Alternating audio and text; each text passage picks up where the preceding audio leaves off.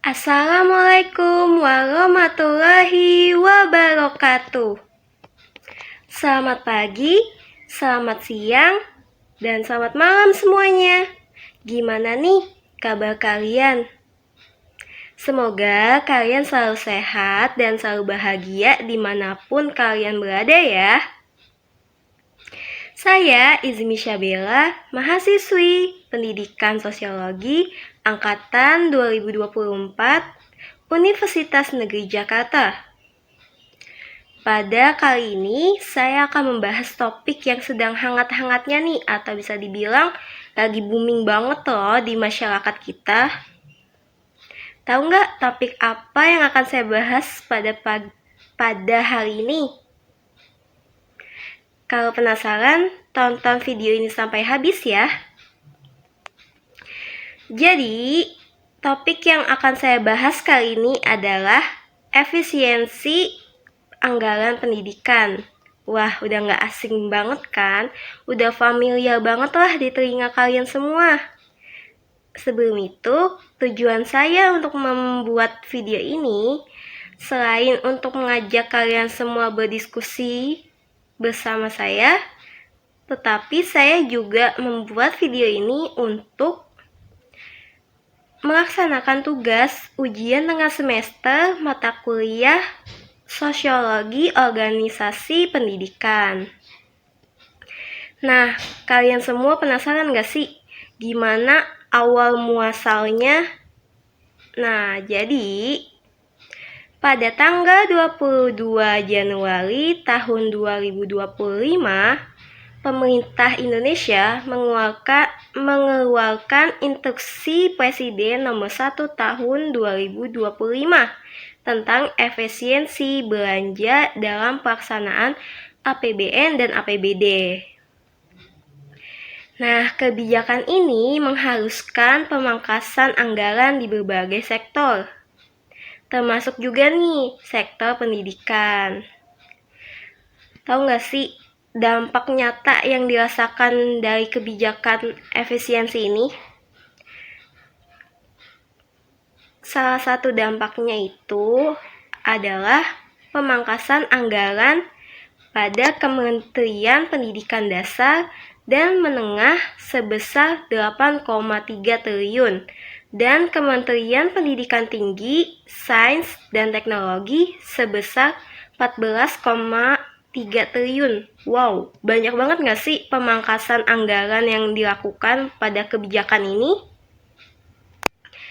Nah, selain itu, pemangkasan anggaran ini juga meliputi pengurangan pembelian alat tulis kantor atau ATK, dan pengurangan juga nih pelatihan untuk guru-guru, yang dimana kan itu penting banget ya dalam pendidikan. Bagi seorang guru, pelatihan itu sangat perlu dilakukan agar selalu mengupgrade nih ilmu-ilmu yang mereka punya untuk memberikannya kepada para siswanya di sekolah. Selain itu, efisiensi anggaran juga berdampak pada program-program esensial seperti beasiswa dan tunjangan guru. Nah, nggak perlu diraguin lagi nih, tunjangan guru di Indonesia tuh bisa dibilang miris ya teman-teman, karena dengan kesejahteraan yang bisa dibilang tidak sejahtera, tetapi selalu dituntut untuk menjadi yang sempurna, itu sangat tidaklah sepadan dengan apa yang diberikan pemerintah kepada guru-guru. Efisiensi penggunaan anggaran pendidikan terus menjadi perdebatan loh teman-teman, terutama dalam konteks kualitas output pendidikan yang belum sepenuhnya mencerminkan besarnya biaya yang dikeluarkan. Tapi dalam pendekatan sosiologi pendidikan membantu kita nih untuk melihat bahwa isu efisiensi ini bukan hanya sebatas atau semata persoalan teknis manajerial. Namun, terkait erat dengan relasi sosial dan institusional di dalam organisasi pendidikan. Organisasi pendidikan juga memandang institusi pendidikan bukan hanya sebagai mesin penghasil lulusan loh teman-teman. Jadi bukan hanya sekedar untuk memberikan lulusan-lulusan terbaik dengan kepintaran akademiknya aja, tetapi juga sebagai organisasi sosial dengan beragam aktor yang memiliki kepentingan, nilai, dan strategi untuk di masyarakat luas. Institusi pendidikan melibatkan pemerintah, guru, kepala sekolah, siswa, orang tua, bahkan pihak swasta yang saling berinteraksi dalam struktur formal maupun informal. Dalam konteks anggaran, interaksi tersebut menciptakan dinamika yang menentukan bagaimana dana digunakan, didistribusikan, bahkan terkadang disalahgunakan loh. Efisiensi dalam pemanfaatan anggaran tidak bisa dilepaskan dari dinamika kekuasaan dan pengaruh dalam struktur organisasi pendidikan itu sendiri. Teman-teman, budaya organisasi di sekolah dan birokrasi pendidikan juga mempengaruhi loh ternyata, mempengaruhi efisiensi anggaran ini. Kenapa bisa begitu? Karena muncul semacam budaya simbolik yang dimana menekankan kepatuhan administratif daripada substansi mutu pendidikan. Jadi hanya guru nih hanya diberikan kayak beban yang lebih banyak untuk urusan administrasi mereka. Jadi untuk mengembangkan ilmu-ilmu yang mereka punya untuk mengajarkan kepada siswa-siswa di sekolah itu bisa dibilang waktunya tuh kurang loh, karena saking banyaknya tugas administrasi yang diberikan pemerintah.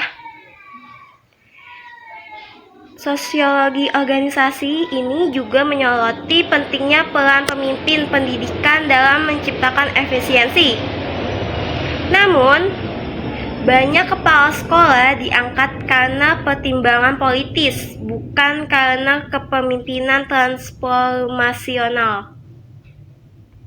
Dalam konteks ini, efisiensi anggaran menjadi sulit dicapai karena pengambilan keputusan tidak didasarkan pada kebutuhan nyata di sekolah, melainkan hanya melihat dari pertimbangan birokratis atau kepentingan politik semata saja teman-teman. Sangat disayangkan ya. Fenomena ini tidak bisa dilepaskan begitu saja teman-teman dari struktur kekuasaan dalam organisasi pendidikan yang cenderung hierarkis dan tidak partisipatif. Sosiologi organisasi pendidikan juga mengenal konsep institusional isomorfisme, yaitu kecenderungan organisasi untuk meniru praktik atau cara kerja organisasi lain demi mendapatkan legitimasi atau pengakuan dan penerimaan di masyarakat. Dalam konteks pendidikan sendiri nih, banyak sekolah atau perguruan tinggi yang mengadopsi kebijakan anggaran tertentu hanya karena dianggap modern atau bisa dikatakan sesuai trennya aja, tanpa mempertimbangkan sesuai atau tidaknya kenyataan di lapangan.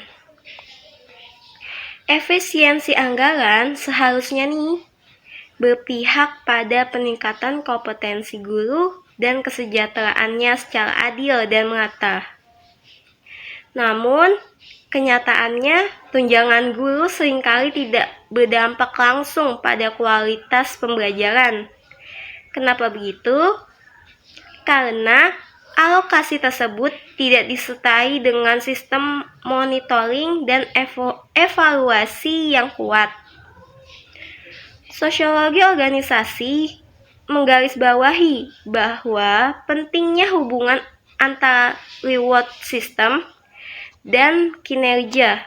Ketika insentif tidak didasarkan pada kinerja yang nyata atau yang mereka lakukan, pekerjaannya sudah sesuai dengan yang mereka lakukan kinerjanya, maka akan muncul praktik formalitas belaka yang dimana mereka tuh ya udah guru-guru hanya sekedar ngajar aja tanpa untuk memahami apakah murid-muridnya itu atau mahasiswanya ini paham atau tidak, hanya sebatas yaudah yang penting gua ngajar, istilah kasarnya seperti itu. Nah, untuk jangka panjangnya sendiri nih akan menciptakan organisasi pendidikan yang disebut mati suri secara moral dan profesional. Perspektif sosiologi organisasi juga mengajak kita melihat pendidikan sebagai arena politik, di mana kebijakan anggaran seringkali menjadi alat legitimasi kekuasaan. Pengumuman peningkatan anggaran pendidikan kerap dijadikan simbol komitmen pemerintah terhadap rakyat, meskipun pelaksanaannya masih penuh masalah karena tidak adanya transparansi dan partisipasi publik. Bisa dibilang, pemerintah ini sering bullshit kepada rakyatnya. Untuk itu, dibutuhkan transformasi budaya organisasi dalam dunia pendidikan. Perubahan tidak cukup hanya dengan reformasi struktural atau regulasi keuangan, tetapi juga dengan membangun budaya integritas, akuntabilitas, dan kolaborasi di antara para aktor pendidikan. Sekolah dan lembaga pendidikan perlu menjadi organisasi pembelajar yang secara terus-menerus mengevaluasi efektivitas penggunaan anggaran, belajar dari kesalahan, dan terbuka terhadap inovasi. Dalam kerangka ini, efisiensi bukan berarti memotong anggaran, melainkan menggunakan sumber daya secara tepat sasaran dan berdampak secara efektif. Dalam menghadapi tantangan di masa depan, efisiensi anggaran tentu akan semakin besar, terutama di bidang pendidikan. Namun, efisiensi ini tidak boleh menjadi dalih untuk mengorbankan akses, keadilan, dan kualitas pendidikan di Indonesia. Nah, kesimpulannya, efisiensi anggaran pendidikan harus dilakukan dengan hati-hati dan perlu pertimbangan yang matang untuk melihat bagaimana dampak yang terjadi dari kebijakan yang dibuat. Jangan sampai kualitas pendidikan di Indonesia dipertaruhkan. Sekian penjelasan dari saya. Mohon maaf jika ada salah kata.